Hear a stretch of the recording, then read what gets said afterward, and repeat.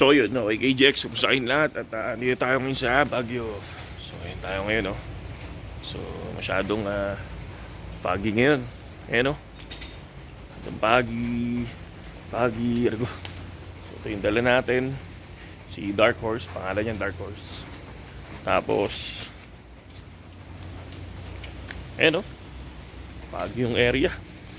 So lakas din ang hangin dito, walang tigil yung ulan. Tapos buti na lang, presko. Tapos malamig kasi sa loob. Malamig sa loob. Lalo na umuulan pa. Yan, ganda dito. So, yun nga. May TA tayo noong nakaraan. So, sino ba yung sumunod dun sa TA natin? Nakita nyo naman yung charting natin doon nakaraan, di ba? So, ako yun lang talaga sinusunod ko, mga idol, no? Yung charting natin. Matagal, syempre, matagal bago makuha yung charting, pero kahit papaano nasa 90%, I think 90% naman yung rate, 'di ba? Yung percent ng profit if ever. Kung sakali pero 90% yung accurate pala, sorry. Pero hindi yung rate. So minsan 25%, karaniwan sa nakikita ko sa TA ko nasa 25% siya. 25% yung profit, mga lodi, no? So yun yung i-check lang natin. Kasi ako laging 25%, okay na ako doon.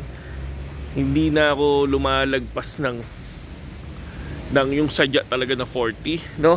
Pag maliit yung profit ko, ay pag maliit yung margin, ang ginagawa ko yan, hinahayaan ko. Pero kapag malaki yung margin natin, yan, 25% lang ako, goods na ako doon. Kasi ang hirap. Baka mamaya, kung sakaling bumagsak pa, di ba? Minsan nagkakaroon ng reversal, nagkakaroon ng nabi-break nga siya pero nare-reject minsan, di ba? Tapos pag pangatlong beses nang nakuha yung TA natin, doon siya biglang bumabagsak or biglang umaangat ng tuluyan.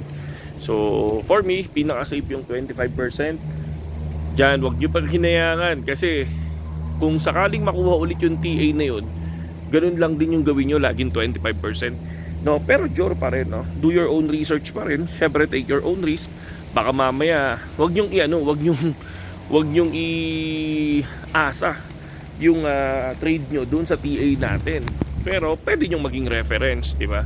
Parang ako, yun lang din reference natin. Naka-trigger lang ako lagi, 60.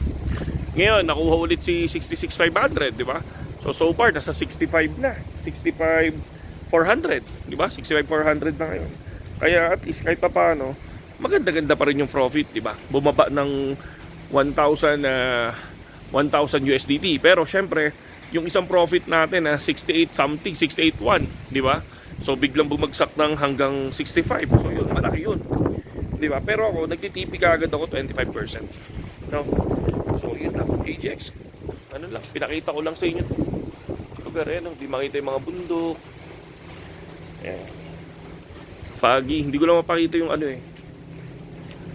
yung pinaka-fog niya. Pero yan, maganda dito sa tinuloyan namin. Kaya lang 3 days ako nandito, 3 days din walang kuryente.